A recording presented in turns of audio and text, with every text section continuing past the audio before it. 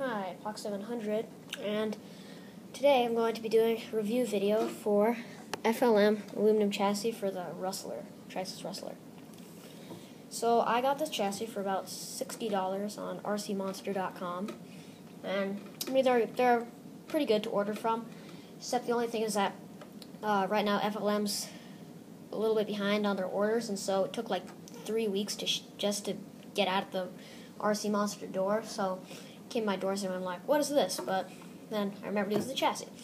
So it's made out of aluminum. I think it's like 6.5 millimeters thick. Very, very durable chassis. It's very good for bashing. I mean, if you're just doing on-road, then it's not really worth it. You're probably just going to want to stick with the plastic one. But very good for bashing because it's more durable than the stock one.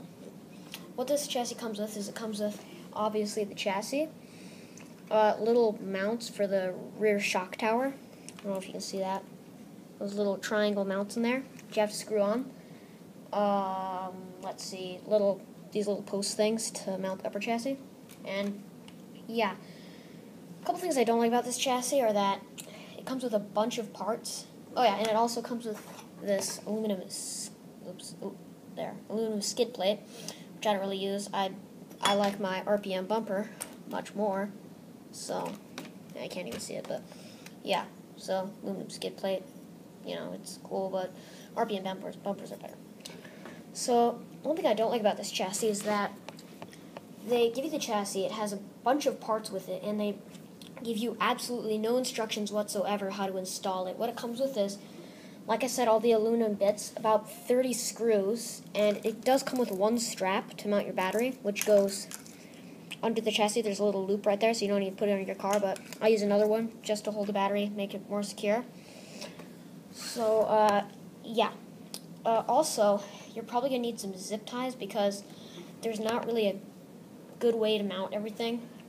It doesn't come with all the screws you need. So the receiver, I just put it up here, and my ESC, sorry. I'm just going to pick up the camera. And the ESC, as you can see, I mounted to the side of the car with more zip ties, and I just kind of zip tied back the cords. So, anyway, this chassis has taken quite a beating, and like off some really big jumps and crashes, and it doesn't bend, not even a little bit. So, yeah, I would definitely recommend this chassis. And there's the bottom of it. Yeah. So, like I said, you're going to need some zip ties so that you can zip tie all the stuff down. And, yeah, another thing I don't like is that there's pretty much no place at all to mount the antenna.